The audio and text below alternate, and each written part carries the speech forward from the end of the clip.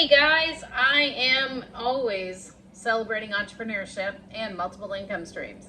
So this series of 3 clips is going to be about using Airbnb to build an income stream. I will go through some of the ideas of why to do it, how to be cautious about doing it, and also what people look for and what they pay, and just other tips about my experience of using Airbnb. One of the first things that happened to me to make this possible is I purchased a home 3.5 years ago that really needed a lot of cleanup and a lot of work outside. And the home that I purchased really made the ability of doing Airbnb in my basement a big possibility. The house I bought was about 4,000 square foot, 2,000 square foot on each level, so it gave a lot of space in the basement. The basement also had a finished kitchen that needed to be completely pulled out and redone.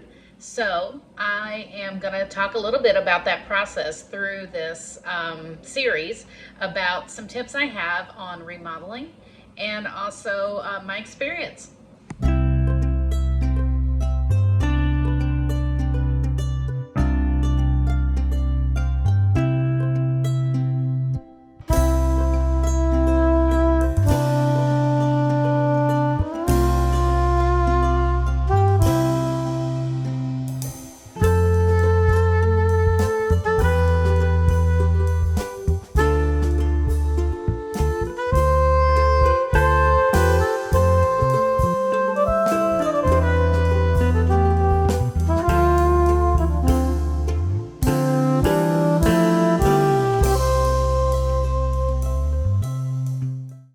In our area, we have Holiday World Theme Park. We have Paoli Peaks about an hour away. French Lick Resorts is close. We obviously, like all small towns, have festivals going. We have people that are coming in and out for funerals and for business. So there's a million reasons people are looking at Airbnb and other travel options other than hotels. So I would say that spring to fall, mainly we're accommodating people coming in and out, families with small kids. So if you have never been to Holiday World and you have kids under the age of 12, 14, it has one of the best water parks. It's a very clean park. It's family owned. There's so many reasons to come see Holiday World and be a part of that fun. I think, one of the things I think about is, do you have a property that you can cash flow out, make enough income off your property to even make your house payment, maybe maintenance costs? Airbnb gives you a lot of opportunities to make money, and I'll talk about that as we go through this video.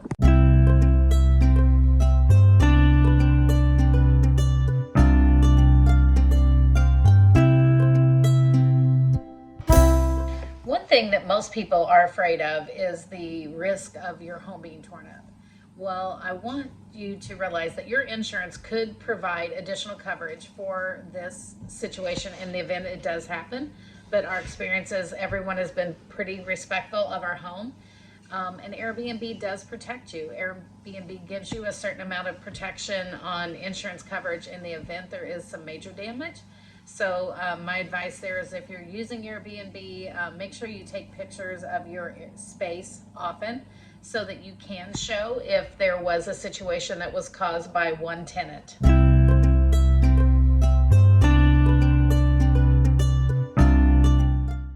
I sure don't want to forget to tell you about tax benefits. Obviously, if you're using a part of your own home, then utilities, maintenance, homeowners insurance, all of these things can be a partial write-off now that you've turned your home into an income-producing Bankville. For many travelers, it's all about the experience. So many people are loving the tiny homes. They love the yurts. They love experiences that they don't maybe ever have the chance to experience on their day-to-day life. Even staying in a camper. People are paying in our area $80 to $110 a night for the use of someone's camper. So if you have a camper and it's not being used, don't forget you can turn it into an income stream. From my perspective, the more income I produce in my home, the more that I can continue to improve my 2-acre property and also afford things like lawn care or a housekeeping service.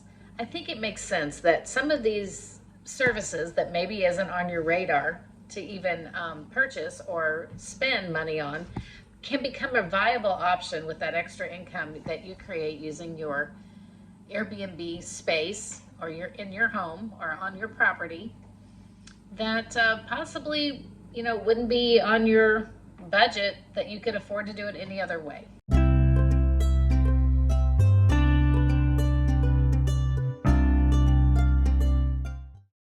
There are definitely pitfalls for you to think about on your own property. Obviously, swimming pools, ponds, rocky areas that could be dangerous with navigation. You've got to look at your property from the perspective of, do you have safety concerns? Are there areas that you really need to give proper warning that are off limits because of the safety concerns? I know we have installed a pond in our very backyard, and we also installed a very large dog fence around the area, all of which will be tax write-offs now. So we are pumped that our 3 dogs, mostly Huskies, are going to be able to enjoy that area, but we'll also allow our guests to use that area when they're traveling in and out with pets. We have found that because we allow people to bring their dogs to our property and we have an outside space for them as well, it really has increased our ability to rent our space in our basement. And it gives travelers some really much needed support and a service with the dog aspect that is not very common in Airbnb rentals. Since we own 3 dogs that are mostly outside but do come in, I think we understand people's needs traveling, but also we understand that, dogs don't necessarily tear everything up. They might be rowdy and they might be just a little bit dirtier. I mean, our dogs are furry and they lose their second coat in the spring, so we do understand the needs of a dog. So you can use that to your benefit and help people who are traveling find an area that's perfect for their pets. Also, if you have a fenced-in yard, you really need to focus on featuring that on your ads, because that's a big thing. When we travel, we're constantly looking for homes that have that backyard fence enclosure. It has to be husky proof, which is an issue at times.